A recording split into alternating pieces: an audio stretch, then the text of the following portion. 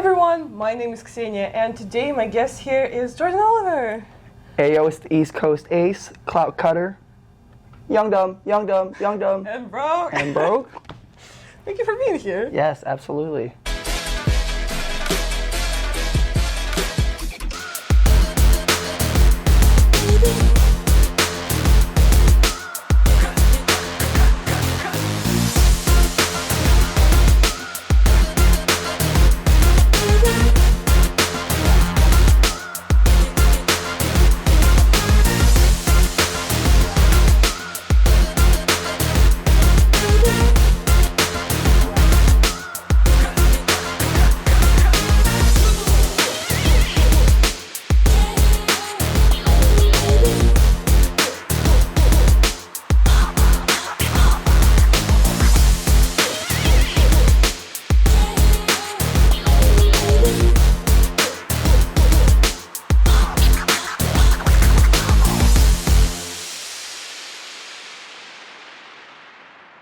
Recently, you've become pretty much like one of the faces of GCW.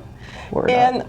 I've, just like some other viewers, have noticed like a disconnect with the presentation and the way that people react. Because you've tweeted about how people don't necessarily like you, but you're gonna rise to the top anyway. I think people actually do like you. Like, did you expect people to get behind you like this? Because we were just at the show, we were just at GCW, and you are very, very over, as people say. So was it something that you expected? Was it something that you plotted for? It is a very weird situation because I always feel like the live audiences, they will cheer me and they will like me, but it's mostly like a certain group of online fans that specifically do not like Jordan Oliver or the brand that I put forward. They do not like that. Do you feel like that might be the vocal minority though? Yeah, I don't even think it matters honestly anymore. I think that all the like really good wrestlers, not comparing myself to like, you know, these guys, but like John Cena and guys like that are like, they're like indifferent, you know? People like them and people don't like them, and that's just how it is. So yeah. I do like to talk to wrestlers about gimmicks a lot. Yeah. And I wouldn't say your presentation is very gimmicky, like you're not a thing, you're not something. No. So can you tell us about like what your presentation should invoke in the viewer? Like what do you bring? Just kind of like a hard worker. That's really like what I'm trying to push forward. Like I love like the Rocky movies and stuff like that, and that's kind of how I'm trying to. Well, I'm not trying to portray. I live like that. You know. I'm just trying to be me, and I just want people to like feel something when I'm wrestling. I don't really have like a gimmick. Yeah. Just a real guy. Yeah. Also, unlike a lot of people in GCW, you don't really do death matches. Yeah. Why is that? No specific reason. I've done the no rope barbed wire with Atticus, and I haven't really done anything else other than that. But it is like a thing, you know. I've always been around deathmatch wrestling, CZW, GCW. Just I don't know, just never something that I've wanted to do or had the opportunity to do. You know, it's just not there. So are you saying that if you had more opportunities to do that, you would do it more? I might do a death match with glass and stuff like that if the scenario made sense for it. Definitely. Yeah. Also, you're the leader of Faction, Young Dumb and Broke, that we all know and love. Yeah. You, Charlie Tiger, Alice Taylor, Griffin McCoy, and it feels organic. And I know that you guys are like actually friends. Yeah. Can you tell us like how that idea came to life? Well, I mean, personally, I don't feel like a leader. I feel like we're all at even ground, but we just became friends from backyard wrestling and stuff like that, and this was all very organic. There was never like a plan It feels like that. We never sat down and was like, we should be a wrestling group, we should come up with this name. Like, no, like somebody else threw the name at us, the Young Dumb and Broke name. We had a different name before that. What was the name? TP5, just like random letters and numbers. You don't mean anything? No. Just letters and numbers. And then they threw Young Dumb at us, and we were like, yeah, that's perfect. That's us, and we just kept it pushing forward. And of course, the theme song is really catchy, and that helps. It is very catchy. CZW wanted us to use the Khalid Young Dumb, and we were like not for that, and so that's why we had gotten the custom one made in general. Yeah. On the indies, is it generally hard to navigate bookings as a faction? Yeah. And what are some hardships that you face trying to stay cohesive faction on the indies? It is absolutely the most hardest thing to do because just on the indies in general, there's not like a lot of tag teams and there's not a lot of, let alone tag teams, 4-man groups or 6-man for groups. Like very objective reasons. Yes, of course. It's hard to book. So like at first, it was really easy to get group bookings because, you know, we have a car, we can go together, we can do these drives together. But as it started being like a flight situation and stuff like that, it's not like every promoter can cough up the cash to fly 4 guys to wherever his show is. So that would be definitely the biggest hardship that we have faced is like, it's just hard to get all of us on, you know, every show in one place, yeah.